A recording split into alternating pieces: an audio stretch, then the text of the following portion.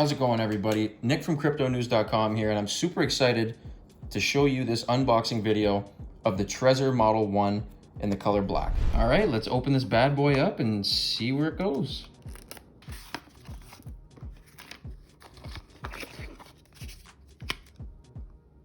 Nothing left. Set that aside.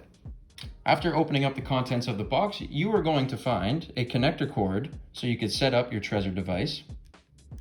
Obviously, the ever so beautiful Trezor One, a little mini lanyard, a couple stickers in black and white, 2 personal recovery seed booklets so you could put your seed phrase in there, ×2, and a getting started booklet. To set up your Trezor One, start by reading the getting started booklet and then go to recommended setup.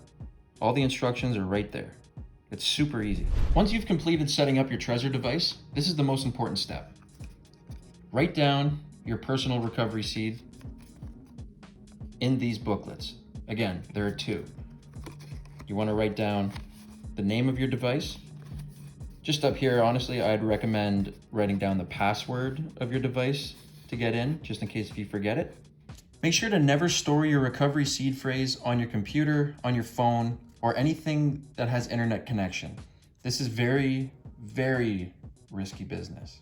Always make sure to never share your keys with anyone and keep these in a safe place. If you ever lose your Trezor and you have these bad boys, you'll still be able to recover your assets on a brand new Trezor device. But if you lose your private keys and you still have your Trezor, it's not really worth any good because you need your keys to get in your Trezor. So do not lose your keys. I hope you enjoyed this unboxing video. Nick from Crypto News, signing off.